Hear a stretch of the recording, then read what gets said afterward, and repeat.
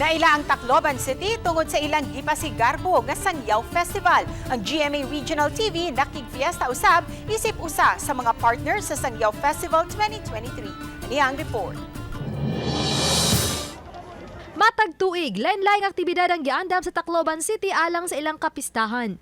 Ug ang usa sa giatngan ang Miss Tacloban 2023. Din ang NCAA sportscaster commentator Martin Javier ang host sa maong event.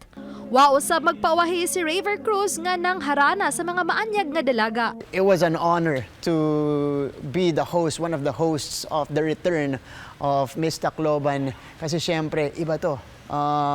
Isa to sa mga pinaka-inaabangan dito sa ating region. Napakasaya, napaka-warm ng pagtanggap sa amin ng mga taga-Tacloban. Matagal na nung huli ako nakabalik kaya happy ako na nakapunta ulit at nakabalik ako ngayon. Apil sa highlight sa Sangyaw Festival ang Balik Tacloban Night nga gitambungan sa mga balikbayan nga niuli sa syudad aron makipiesta.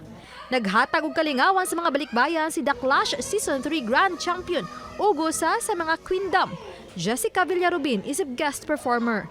As in, super overwhelming and grabe ka.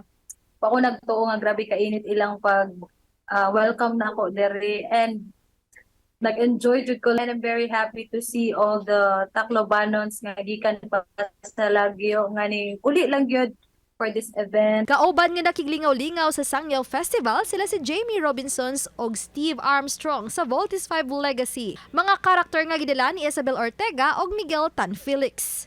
Maraming salamat po sa mga nakasaya po sa amin at ang gusto ko lang batiin kayo ng Happy Sangyaw Festival. Nag-enjoy po ako, sana nag-enjoy din po kayo. Maupay nga patron ha ato na tanan and of course Happy Sangyaw Festival and thank you very much all the organizers. You did a very successful job and papasalamat ako doon. Lalo na sa mga balikbayans natin na nandito. Mga kapuso, at nga ang pagbisita sa Regional TV sa nagkadiyang festivals sa nasod. Uban ni Felipe Patricio Grod Prado, Femery Dumabok, Balitang Bisdak.